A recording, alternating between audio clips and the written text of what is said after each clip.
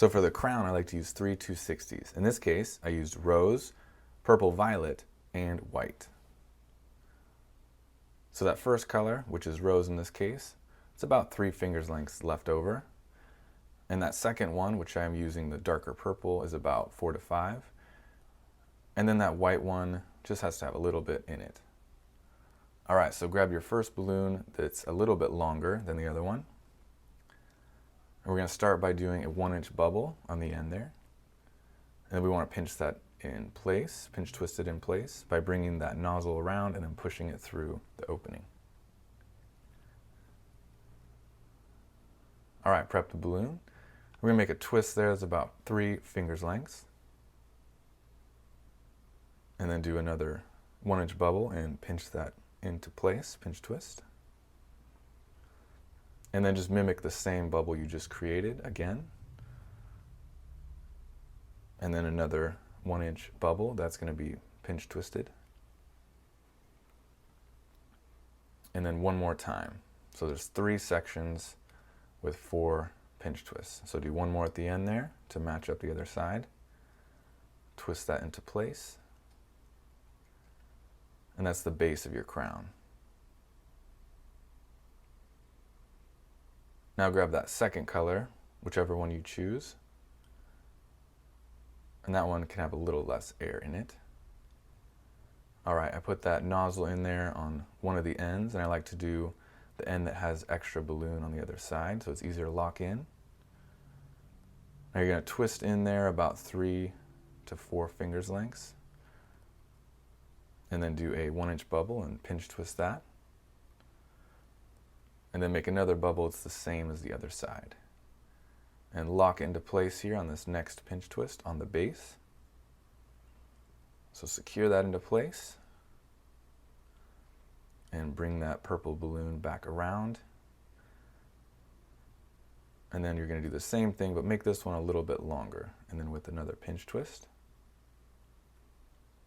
Twist that into place, and then make that next bubble the same as the one you just made. So it matches up, and then put it down into that next pink pinch twist there at the base. And then do this one more time, and this next one should match the first one. So about 3 fingers lengths, make your 1-inch bubble, pinch twist that,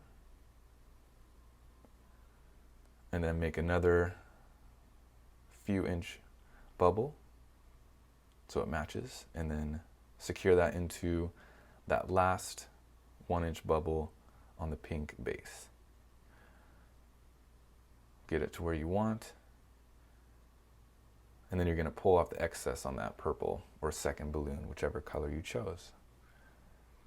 So make a knot there so the air doesn't come out, definitely important, and then secure it into place. All right. Now we're going to grab that third balloon there. In this case, I'm grabbing white. This is going to finish off the top of the crown. Put that nozzle in there on one of the sides. And then you're going to make 3 bubbles. Make those the same size if possible. And make sure you twist around several times so it doesn't come undone. I like to go on 3 or 4. And then lock it in there on that top purple pinch twist. Wrap it around so it doesn't come out. And then just mimic the same thing that you did on that left side. So 3 bubbles. And you want these to be the same size as the other side. And then once you got to there, lock it into that last pinch twist on the purple part. Secure it in nice and tight. And this excess here you can go ahead and take off because you don't need it. Make sure you tie right there.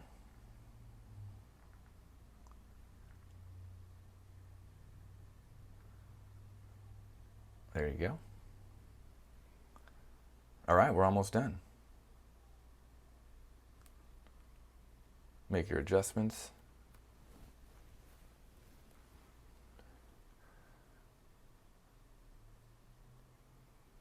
So you can go ahead and measure the person's head if you want to make sure it's the right size, or you can go ahead and make it the size that you want.